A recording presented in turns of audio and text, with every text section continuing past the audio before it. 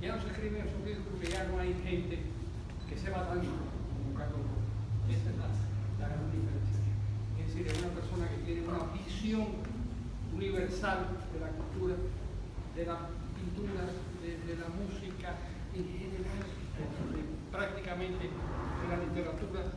Es realmente una persona que no fuera demasiado utilizada la metáfora, diría que es una persona del Renacimiento, un ser humano que ha abarcado todos los conocimientos. He preparado un cuestionario.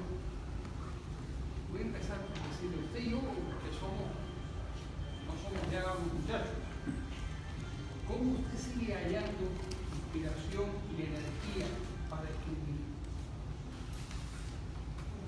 No, siéntese usted. Usted tiene una voz poderosa.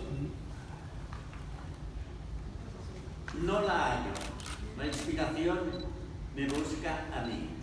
Hace años me propuse escribir una trilogía quote unquote literaria. El primer volumen sería una aproximación al Dante de la Divina Comedia. El segundo, que es el que ustedes tienen ahora aquí, una aproximación al Ulises de Homero y al Ulises de Joyce y sobre todo a mi Ulises. Cuando hablo de mi Ulises, hablo de un menir en el pueblo del Pirineo del cual me considero hijo adoptivo, aunque no me han nombrado tal. Es un menir que me aventajará a mí muy poco en la talla, perfectamente o casi perfectamente pulido dentro de la abstracción, para ponerlo en términos contemporáneos, que visto de cara a Francia, de espaldas a España y de cara a Francia, parece representar a una señora embarazada, visto al revés, de espalda a Francia y de cara a España, Cataluña, lo que quieran ustedes llamar mi pueblo, en otras palabras. Parece un señor entrado en años, con la barba crecida y las facciones, si es, no es, demacradas. No sé por qué, mejor dicho, sí lo sé, pensé que el menir representaba a los padres de Ulises, a Laertes y Anticlea, y a Anticlea cuando estaba encinta de Ulises, hijo único de Laertes y Anticlea, padre de otro hijo único, el suyo,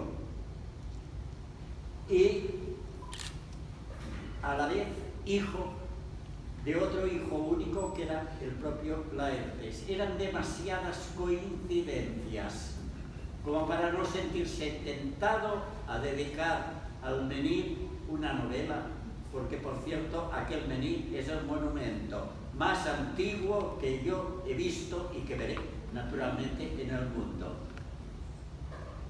Se vino diciendo que el arte neolítico de los menires y los dólmenes venía a corresponder a unos 10.000 años con anterioridad a las pirámides egipcias.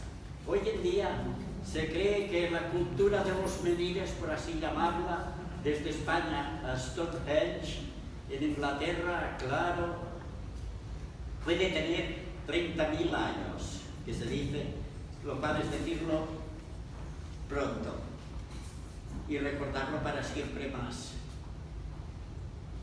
Entonces me propuse escribir la novela dedicada a Ulises. Y me propuse escribir la novela dedicada a Ulises porque creo firmemente que Ulises es el último verdadero rey que hay sobre la tierra, o que hubo sobre la tierra. Ulises de Guido. El Ulises clásico, no el Ulises de Joyce. Mi Ulises. Su Ulises. Pero si quieres lo compartes conmigo. porque Ulises da para los dos y para mucho más todavía. En cualquier caso, cito yo en la novela unas palabras atribuidas a Ulises por el dramaturgo griego Eurípides. Después de la caída de Troya, a la cual ha contribuido decisivamente Ulises con su caballo de madera, los griegos capturan a la hija de Hécuba, cuyo marido Príamo ha sido ya asesinado por los griegos, la capturan y la condenan a muerte porque dicen que en una de las treguas del sitio de Troya ella fue amante de Aquiles y traicionó a Aquiles, delatando a sus hermanos la vulnerabilidad del talón de Aquiles, y del talón y del tendón. En cualquier caso, a Ulises le encomiendan dar la noticia a Hécuba, que se dice pronto, de que van a justiciar a su hija. Comparece Ulises de muy mal grado en presencia de Hécuba, le da cuenta de la condena a la última pena de Polixena, y Hécuba, en una respuesta muy propia de madre griega, le dice: ¿cuánto te pagaron tus compatriotas para decirle a una madre que vais a asesinar a su hija? Ulises se queda sorprendido. ¿Pagarme a mí? Dice. ¿Pagarme a mí? No. Yo solo he querido suficiente dinero para que mis padres, mi mujer y mi hijo no se acostasen hambrientos ninguna noche. Y cuando en otra ocasión Ulises, esta vez de la mano de Dante, por así decirlo, es decir, el Ulises de la Divina Comedia, se aproxima al Western World, a nuestro continente americano, Dante, entre otras sabidurías, era geógrafo distinguido, y en uno de los últimos cantos del infierno, Dante condena a Ulises porque Dante no perdona lo del caballo de madera. Es una ñaganta. Es intolerable para Dante, quien la única cosa que detesta es la mentira. En cualquier caso, Ulises ha cansado, a su vuelta a Troya, se ha cansado de vivir allí, se ha cansado de gobernar, entrega el gobierno del reino a su hijo, reúne a un grupo de fieles y se marcha océano adelante, o mar tenebroso, como lo llamaban, o lo llamarían después, hacia adelante.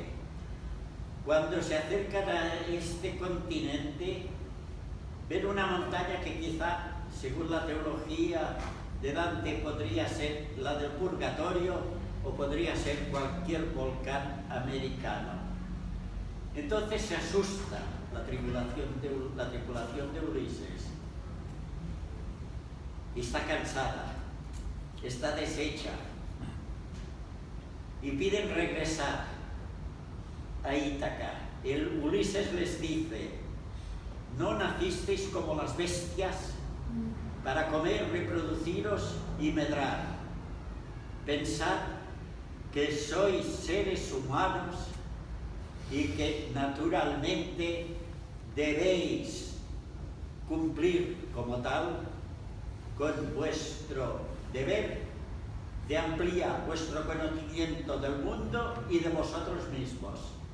Todos le siguen, pero el dios de los mares, a cuyo hijo ha cegado Ulises, a cuyo hijo Polifemo ha cegado Ulises, hunde la nave y allí muere Ulises. Y Dante lo condena al infierno en forma de llama.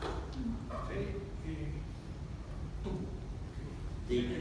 prefieres que te digan, tú rechazas literatura realista, del realismo social, y te acoges de alguna manera a lo que en su momento se llamó la escuela metafísica de la novela en España. ¿Podrías hablar un poco, nos podrías a todos hablar un poco de eso? El realismo en la época respondió a las circunstancias políticas. El realismo, más o menos disfrazado, era realismo antifranquista. Una cosa es ser antifranquista, yo lo he sido toda la vida, y otra cosa es ser escritor. Yo lo he sido desde que cobré uso de razón, que naturalmente es hace poco tiempo atrás. Pero, naturalmente, creo que entre una actitud política y una actitud humanística, donde Ulises me manda como a su tripulación ir en busca del conocimiento del mundo, que empieza por el conocimiento de mí mismo, me quedo desde luego con Ulises. En otras palabras, soy humanista precisamente por esto. No soy político, nunca he pertenecido a ningún partido político, nunca perteneceré. Voté 3 veces en España, perdonadme porque había pedido que no se politizase esta reunión y que solo se hablase de literatura, y ya estoy faltando a mi propia palabra. Voté 3 veces por el socialismo en España. A la 4ª vez decidí no votar nunca más, aunque considero que de todos los políticos salidos de la transición, Felipe González era el más capacitado y el más débil acaso, porque de no haber impedido los chanchullos, como dirían en el país, económicos que empezaron con el hermano de Guerra, exacto, quizá hoy en día nuestro presente sería muy distinto, pero me propuse no hablar de política precisamente porque no quiero hablar ni del presente español ni del presente americano. Para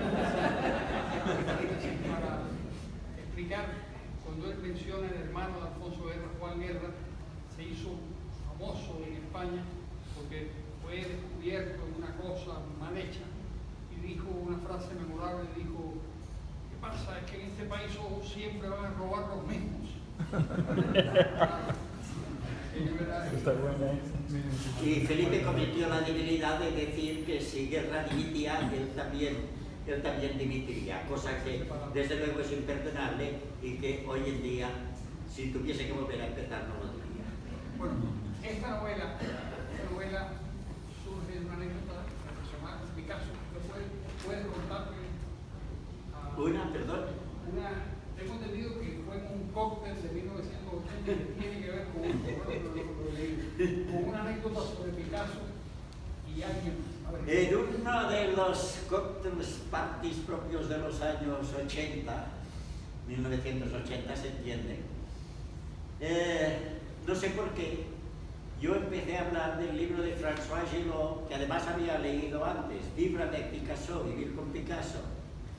Y decía François Gillot que a su vez le había contado Picasso, que naturalmente fue el padre de Claude Picasso y de Paloma Picasso, que cuando él y Braque trabajaban en el Bateau Lavoir, donde tenían estudios en pisos distintos de aquel edificio extrañísimo, que por la tarde, a última hora de la tarde, cuando se cansaban de pintar, cada uno visitaba el estudio del otro y hacía su crítica abierta y exponía su aceptación y los defectos que veía en la pintura de su amigo y compañero inseparable en la época.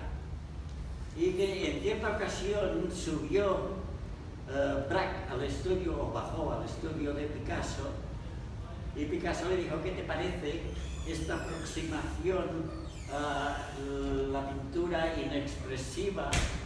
En otras palabras, quería decir a lo que luego sería el expresionismo abstracto y que en la época era la última fase del cubismo analítico. Y Braque le dijo, pues sí, Pablo, me parece muy bien lo que has presentado aquí, pero no comprendo qué hace la ardilla en tu cuadro. ¿Qué ardilla? Preguntó Picasso. Sí, hombre, la ardilla en el ángulo inferior izquierdo, donde tienes una ardilla perfectamente realista. Pero si yo no he pintado una ardilla, pues sí, hombre, que la pintaste, aquí está. Picasso. Vuelve mañana y habré suprimido la ardilla. Al día siguiente regresó Braque. ¿Y qué te parece ahora si la ardilla? Y Braque dijo, no, es que yo veo la ardilla, pero ya no está en el ángulo inferior izquierdo, está en el ángulo superior derecho. Y Picasso, con la exageración típica de los andaluces, decía, y la ardilla siguió trotando, corriendo, saltando por el cuadro, un día y otro y otro. Bien, contaba esto. Y al día siguiente o 2 días después, cuando quiera que fuese, estaba yo esperando el ascensor en el edificio de Humanities en Emory, cuando se acercó un colega del departamento de alemán y me dijo, muy interesante, Carlos, lo que contabas acerca de Braque y Picasso el otro día, verdaderamente interesante. Y la historia de la ardilla fugitiva, pues, me impresionó más que cualquier otra cosa, a decir verdad. Pero todo ello inolvidable. Pausa y me pregunta, oye, ¿tú conviviste con Braque y con Picasso en el Bateau Lavoir cuando inventaron el cubismo? Claro, tuve que decirle, pero debí decirle, no seas bruto, pero la mente me la guardé hasta hoy y le dije, pero mira, Picasso y Braque pertenecen a la generación de mis abuelos, no diré ya los tuyos, porque eres más joven que yo, cosa que no añadí, claro, porque uno tiene su propio respeto. Y le dije, pues, como tú comprenderás, Picasso y Braque, repito, pertenecen a la generación de mis abueos y a otros miembros de la llamada banda Picasso, la banda de Picasso, como Rousseau, el aduanero, llamado aduanero Rousseau, a la generación de nuestros bisabuelos. No se quedó muy convencido. Creo que por natural modestia yo no quería sumarme a la generación de Braque y de Picasso. Muy interesante. Bueno, ¿qué papel tiene Ulises en la novela El último rey sobre la tierra y por qué reinterpretar? Tú has dicho algunas cosas sobre eso, pero ¿qué te identifica con ese personaje y por qué lo conviertes en el centro de la novela y en el centro de la historia? Me obligas una vez más a entrar en política. ¿Qué se debe hacer? ¿Por qué? Por las 2 frases que he citado antes. Porque no hay ningún rey en la tierra que merezca compararse a Ulises, o al menos al Ulises de Eurípides, ni al Ulises de Dante. Porque no conozco yo ningún rey, solo he conocido a uno que todavía no lo era, don Juan Carlos I, que entonces era el príncipe de España. Me invitó a raíz de mi premio Planeta, estuvo muy amable, me recibió enseguida. ¿Sobre la novela sobre Carlos II? No. El premio Planeta, no fue la novela la novela sobre Carlos II, fue el Premio Nacional de Literatura. Y empezó tratándome de usted y terminó y llamándome profesor Rojas, y a la salida tuvo un gesto simpático porque no llegó a tutearme, pero me llamó Carlos. Bien, lo agradecí y en determinado momento me dijo: yo a mis visitantes siempre les pido que me den un consejo, porque si algún día tengo que ser rey, aquel hombre se moría, vaya, de ganas de serlo, pero ya inmediatamente, si algún día tengo que ser rey, ¿podría usted darme un consejo? Y le dije: Señor, apartaros de la sombra de vuestro abuelo, de Alfonso XIII. Y me dijo: no acabo de captarlo, me parece, pero al menos pretendió haberlo entendido.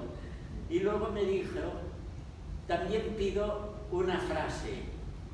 Y le dije: Señor, la frase no será mía, pero me voy a limitar a citar a don Manuel Azaña, el presidente de el último presidente de la Segunda República, a don Manuel Azaña, cuando dijo, cerca de mi pueblo, por cierto, en tanto los fondos del Museo del Prado se almacenaban en Perelada,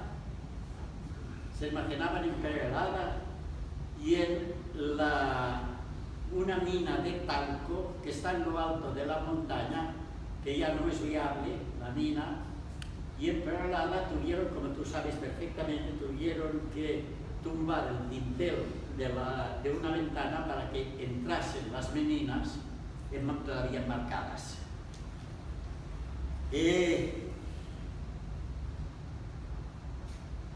La frase de don Manuel Azaña es la siguiente: el Museo del Prado es más importante para España que la República y la monarquía juntas. Aquello sí lo comprendió.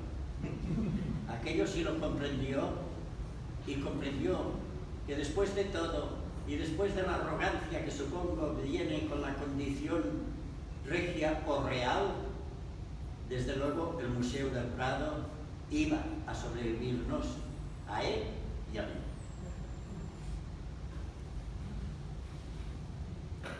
Y no entré en Ulises porque me pareció que ya era abusado un poco.